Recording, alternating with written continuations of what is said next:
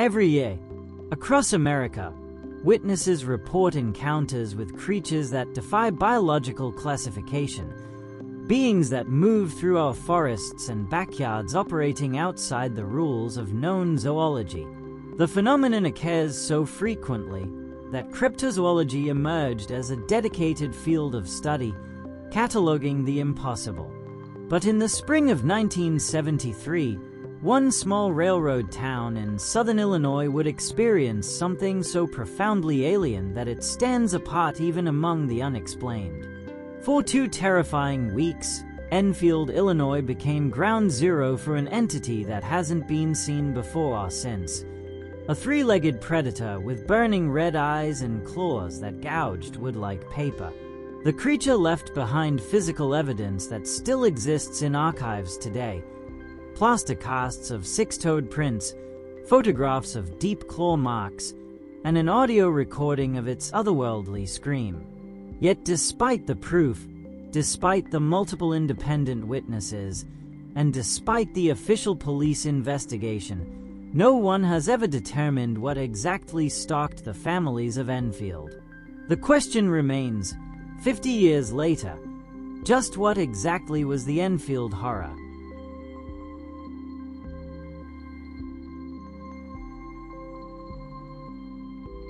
April 25, 1973, began like any other spring evening in Enfield, Illinois.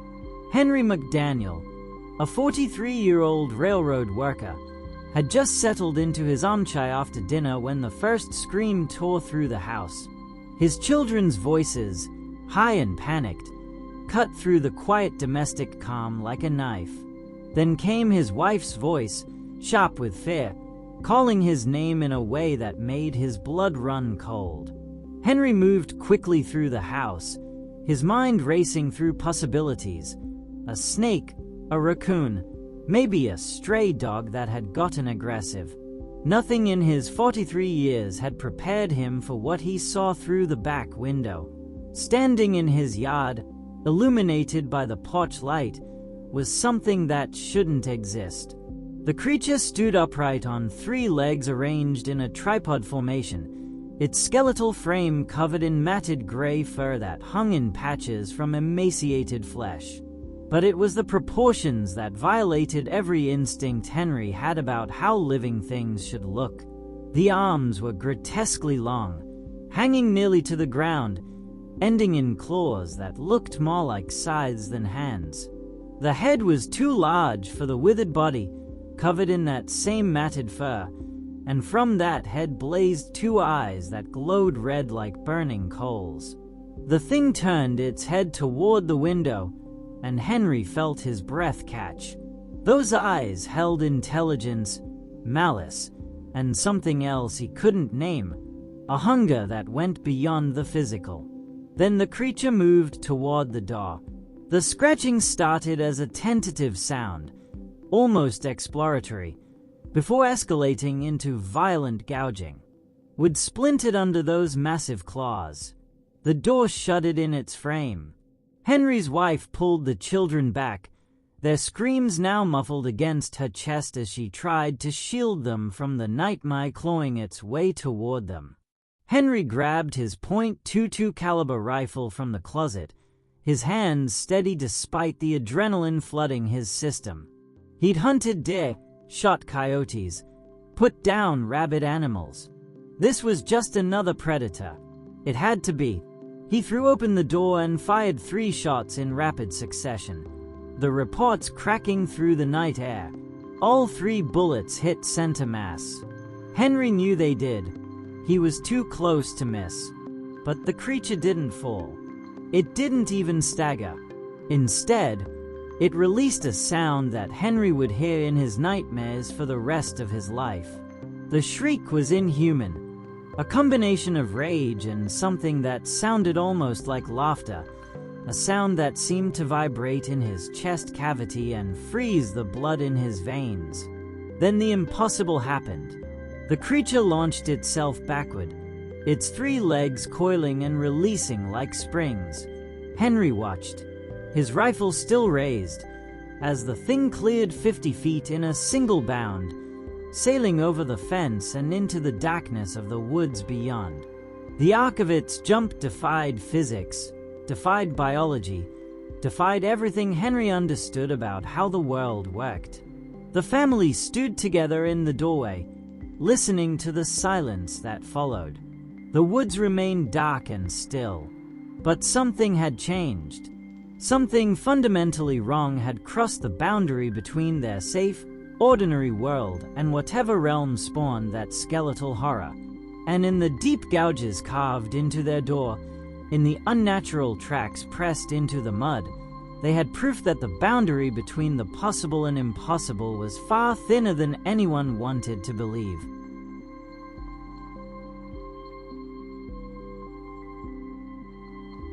The state troopers arrived at the McDaniel residence just after dawn, their cruisers kicking up dust on the gravel drive. Officer Ed Mitchell had taken the call around midnight, a report of some kind of animal attack. He'd heard these before, someone's imagination amplified by darkness and cheap whiskey, maybe a large raccoon or a neighbor's dog. He expected to spend 20 minutes calming down a frightened family and filing a routine report. What he found instead made him reach for his radio. The back door looked like it had been attacked by a bear, if bears had surgical precision and targeted rage. Deep parallel gouges ran vertically down the wood, each groove carved clean through the paint and into the grain beneath. The spacing was wrong, too wide for a dog, too narrow for anything with paws. These were claw marks, but from something with fingers. Officer Mitchell ran his own fingers along the grooves, feeling the splintered would catch on his skin. Whatever made these marks had hit the door with enough force to split oak. The sighting told the same story. For distinct gashes ran at shoulder height, each one deeper than his thumb could reach. Mitchell had worked animal attacks before, coyotes going after livestock, the occasional aggressive dog. This was different. This was methodical. By the time the crime scene investigators arrived from the county office, a small crowd had gathered near the property line. In Enfield, news traveled faster than radio waves. Crime scene photographer James Campbell set up his equipment, documenting the damage from multiple angles. Each photograph would later become part of an official police file that no one in the department wanted to discuss. But it was the tracks that changed everything. In the muddy ground near the back door, pressed deep into the soft earth, were prints unlike anything in the field guides. Lead investigator Sarah Chen knelt beside them, her trained eye scanning the impressions. 6 toes, arranged in a pattern that violated every principle of vertebrate anatomy she'd studied. 3 toes splayed outward, 2 positioned laterally, and 1 dominant central appendage that bore most of the weight. The depth and distribution suggested a creature standing on 3 legs, not 4, not 2, 3. Chen mixed the plaster carefully, pouring it into the clearest impression. As the cast set, she measured and photographed, her notes becoming increasingly terse. The prints measured 7 inches across. The stride pattern indicated something that moved by alternating a rear leg with forward propulsion from 2 front appendages. It was biomechanically impossible, yet here was the proof, hardening in plaster before her eyes. Officer Mitchell watched as the cast was carefully lifted, revealing every detail of that 6-toed nightmare. He'd seen bear tracks, wolf prints, even the hand-like impressions raccoons left behind. This was none of those. This was nothing in any database he could access. By noon, Sheriff Roy Pochard had seen the evidence personally. He stood in the McDaniel yard, looking at the casts, the photographs, the gouged door that would need replacing. His face was unreadable, but his jaw was set tight. When he finally spoke, his words were directed at everyone present. "This investigation is concluded," Pochard announced. What we have here is likely an escaped exotic animal, possibly from a traveling circus. The prints are inconclusive, and speculation helps no one. He turned to Henry McDaniel, who stood on his porch with his family. Anyone spreading stories about monsters or unknown creatures will be charged with inciting public panic. That includes you, Henry. The physical proof sat in boxes, catalogued and filed. But what it proved was something Sheriff Roy Pochard refused to acknowledge, that something impossible had walked through Enfield, and the rules everyone relied on to make sense of the world no longer applied.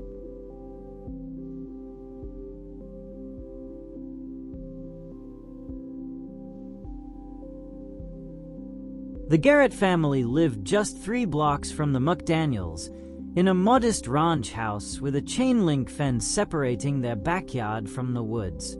For 2 days after the McDaniel incident, they had remained silent, bound by fear of ridicule and the sheriff's explicit threats. But when 10-year-old Greg Garrett saw Henry McDaniel's face in the local paper, saw the photograph of the claw marks that matched what he'd felt tearing into his own flesh, he couldn't stay quiet anymore. Greg's mother brought him to the McDaniel house on April 27th, her hands shaking as she knocked on the door. The boy stood beside her, barefoot, and when Henry invited them inside, Greg lifted his foot to reveal 4 parallel gashes across the sole, each one scabbed but still angry red at the edges. "It was before yours," Greg said quietly, his voice steady despite the tremor in his hands. "Maybe 10 minutes before. I was shooting basketball in the backyard when I heard something in the trees." He described the same skeletal frame, the same burning red eyes, the same impossible 3-legged stance. "It came at me fast. I felt the claws grab my foot, and I just kicked and ran. I didn't look back." The timeline shattered everything. The creature hadn't simply appeared at the McDaniel home and vanished. It had been hunting, moving systematically through the neighborhood, testing boundaries, seeking prey. Within hours, more reports surfaced. Old Man Carpenter, who lived on the corner of Main and Oak, admitted he'd seen something wrong moving through his yard that same night. Something that didn't walk like a dog or a deer but moved in a lurching, 3-point rhythm. Mrs. Henderson reported her dogs had gone absolutely silent around 9:30, cowering under the porch and refusing to come out until morning. The Johnson family found their garbage cans overturned, with strange tracks pressed into the soft ground around them. Tracks with 6 toes. Sheriff Pochard moved quickly to contain the spreading panic. He visited each household personally, his message consistent and increasingly aggressive. "Keep quiet. Stop spreading rumors. Let the authorities handle it."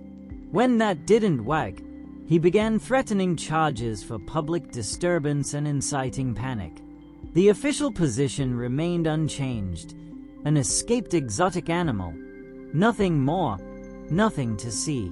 But Henry McDaniel had reached his breaking point.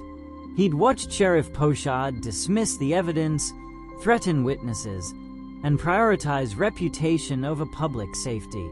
His children still couldn't sleep without nightmares. His wife jumped at every sound after dark. And somewhere out there, that thing was still moving through Enfield streets, its red eyes watching from the darkness. On the morning of April 28th, Henry drove to WWKI, the local radio station in Fairfield. Station manager Bob Linder listened to Henry's story with growing fascination, examining the photographs Henry had taken of his damaged door, reading the official police report Henry had managed to obtain. By noon, Henry McDaniel was on the air. His voice was calm and measured as he described the encounter in detail. The glowing eyes, the 3-legged stance, the impossible leap, the way bullets seemed to have no effect. He described Greg Garrett's attack, the spreading reports, and Sheriff Pochard's systematic suppression of the truth. "People have a right to protect their families," Henry said into the microphone. "They have a right to know what's out there." The broadcast ignited a firestorm. Within 2 hours, phone lines at the station were jammed with callers sharing their own sightings or demanding more information.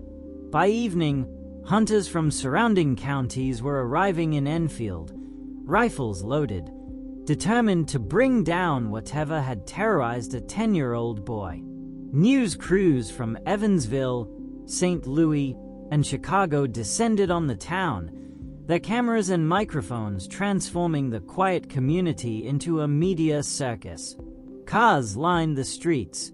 Strangers walked through yards with flashlights and guns.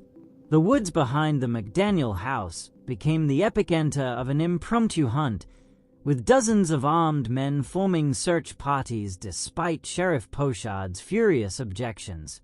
Enfield had become ground zero for a monster frenzy, and somewhere in the darkness, the creature they all sought was watching, waiting, its red eyes burning like coals in the Illinois night.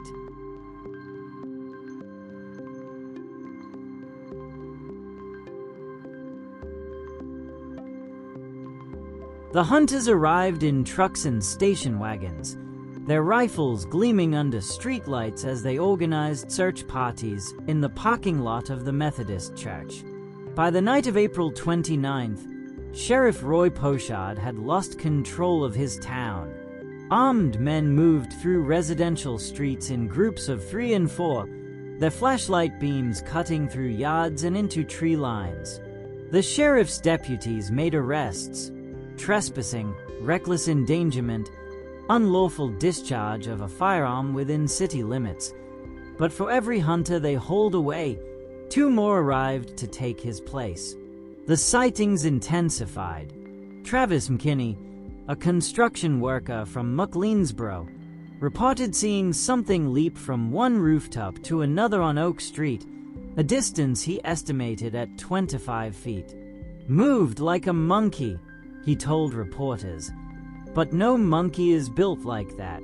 Too tall, too thin, and those eyes." He didn't finish the sentence. A farmer named Dale Robertson claimed the creature had crossed his property at a full run, clearing his barbed wire fence in a single bound without breaking stride. "Never seen anything move that fast on 3 legs," Robertson said. "Hell, never seen anything move that fast on 4.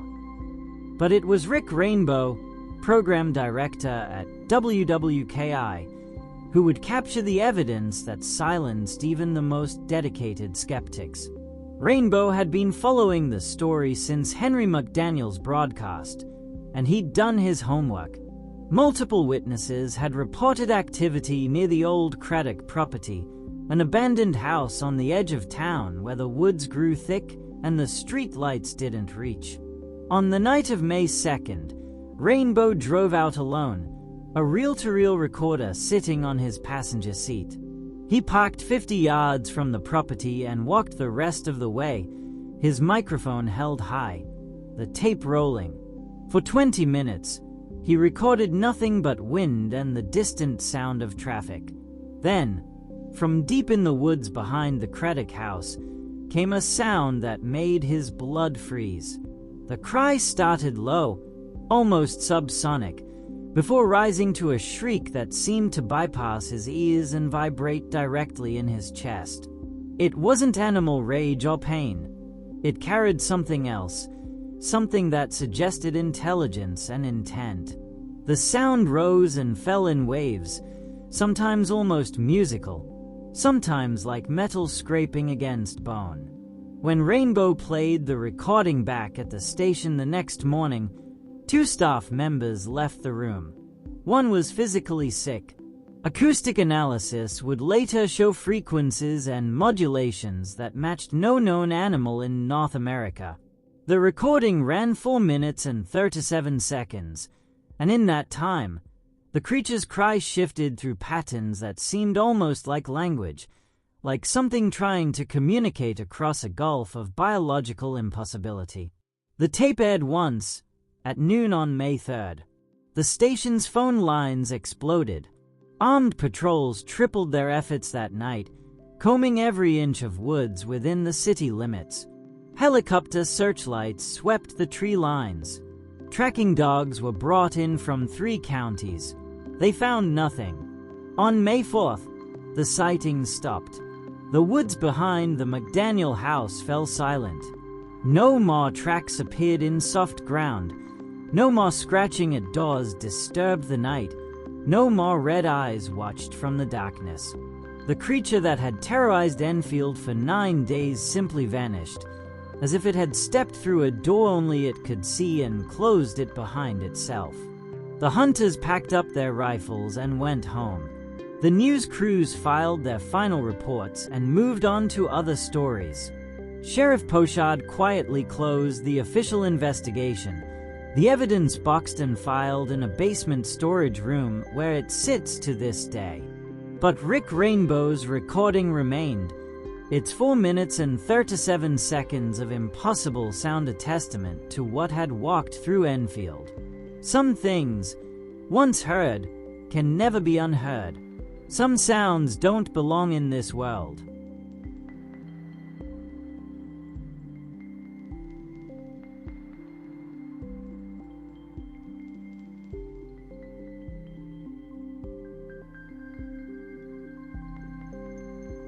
"50 years have passed since the spring of 1973, and the debate surrounding the Enfield Horror remains as fierce as ever.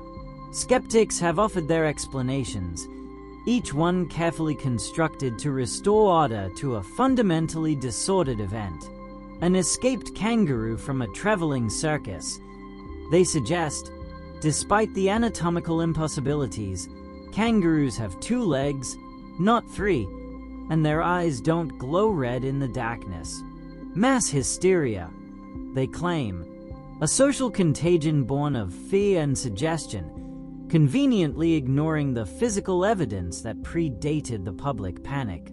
Misidentification of a known animal, perhaps a large monkey or an escaped exotic pet, somehow overlooking the 6-toed tracks and the tripedal gait that no primate possesses.